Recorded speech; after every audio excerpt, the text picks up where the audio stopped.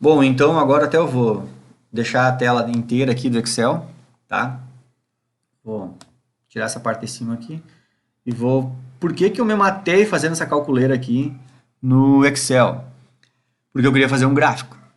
Inclusive, esse gráfico aí tem lá no Harris. Só que lá no Harris ele só larga o gráfico ali, tem gente que só olha nem da bola ou vai, sei lá, não dá muita bola para aquilo ali. Então agora vocês vão entender bem o gráfico, vocês viram todas as informações que eu peguei para fazer o gráfico. Então vamos pegar assim, ó. Por que que eu iluminei de azul esses resultados aqui do ácido clorídrico sem considerar a água? Só considerei a adição do ácido.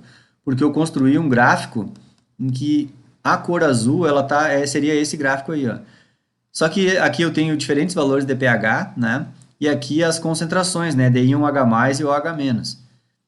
A única coisa que tem que prestar atenção nesse eixo X aqui, pessoal, é à medida em que a gente anda para a direita, mais diluído fica, tá? Geralmente a gente pensa assim, quanto mais para cá eu ando, mais ácido eu estou botando. Não. Quanto mais tu anda para cá, menos ácido tu tá botando, porque aqui estão números exponenciais, né? Na negativa. Então, quanto mais tu anda para a direita aqui, menos ácido tu botou, tá? Então, vamos lá. Ó. Se a gente coloca... Vamos... Uma coisa aqui. Esse...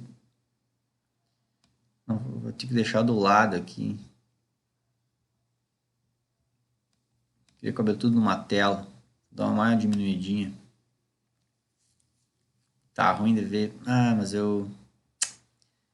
Não, vou desfazer que eu tinha feito um negócio lá que eu destruí tudo. Não, vamos lá. Eu vou explicar só pelo desenho. Chega de olhar os números lá, tá? Vamos só pelo desenho. Eu vou deixar grande aqui o desenho.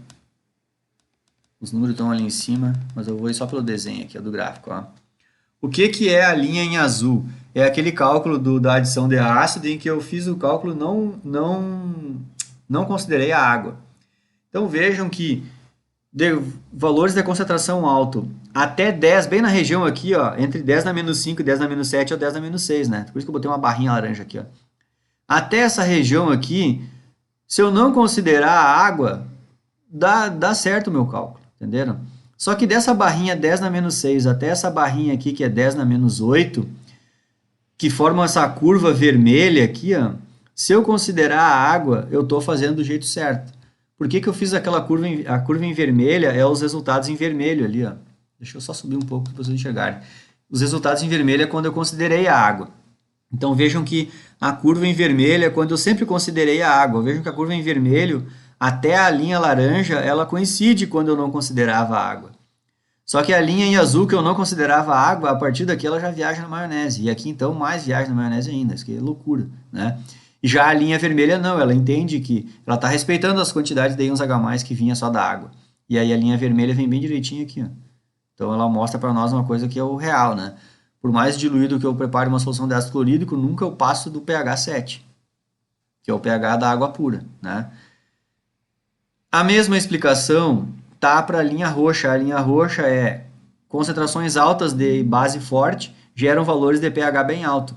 À medida em que eu ando na linha roxa sem considerar a água, eu vejo que a partir dessa linha laranja aqui, ela já começa a dar uns valores meio esquisito. E depois da linha laranja é loucura. Eu estou fazendo soluções com base forte e o valor de pH está abaixo de 7. Está ácido. Então está errado esses cálculos, né? Então qual que seria o jeito correto? Seria considerar a água, que é os resultados em verde. Então a linha verde que vem por trás da roxa aqui, ó, a linha verde ela coincide com a roxa até a barra laranja. A partir da barra laranja ela começa a fazer uma curva aqui, ó. Estão vendo a linha verde ali? E essa curva aqui, vocês podem perceber que a partir da segunda barra laranja, ela se mantém constante no pH 7. Ó. Então, a linha verde é o jeito certo de calcular o pH para a base fraca. Por que eu construo o gráfico? Para que fique bem claro para vocês que até antes de 1 vezes 10 na menos 6, aí já é um conhecimento prático para vocês aí como químico. Soluções de ácido forte ou soluções de base forte em concentrações menores do que 1 vezes 10 na menos 6, vocês já podem, eu digo que estão dando aula lá no ensino médio, lá vocês já podem imaginar, não, esse cálculo aqui, se eu ensinar eles a fazer daquele jeito simplesinho lá, que só pensa na água, porque lá no ensino médio vocês não vão ensinar desse jeito aqui que pensa na água, é demais, não vão ensinar isso aí, né? Então vocês vão ensinar para os alunos lá no ensino médio a fazer daquele jeito bem simplesinho lá, eles sempre vão acertar os exercícios. O que vocês não podem é ratear, querer dar uma de boa lá na prova de vocês e começar a botar valores pro lado de cá. E os coitados alunos, vocês só ensinar essa realidade aqui. Aí os alunos vão começar a fazer cálculo de hidróxido de sódio e achar pH 2, entenderam? Então é isso que. Aí é que está o conhecimento aqui no ensino superior, né? É saber onde é que é o freio daquilo que vocês vão ensinar lá no ensino médio. O freio de vocês está aqui, até 1 vezes 10 na menos 6. A partir dessa concentração, tanto de base forte como de ácido forte, o método de cálculo muda. Principalmente de 1 vezes 10 na menos 6 até 1 vezes 10 na menos 8.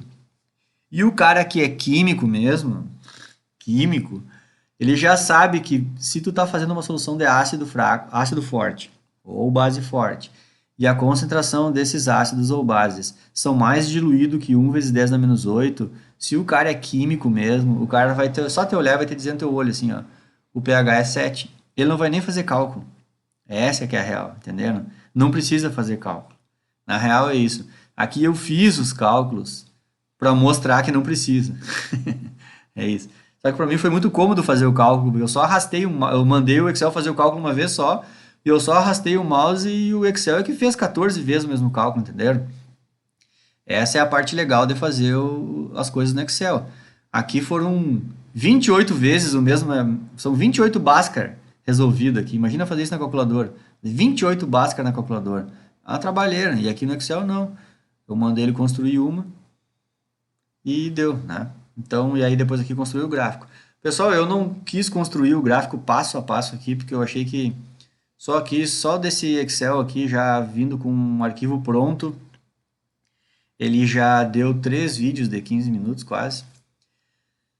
Então, se eu fosse construir, eu ia levar mais tempo, né? Caprichando, colocando as cores bonitinhas e tudo mais, e algum erro no percurso que acontecesse, né?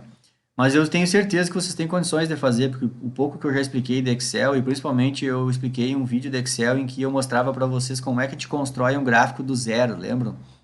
Mandei fazer o gráfico que eu relacionava dois valores, eu ensinei como é que se coloca essas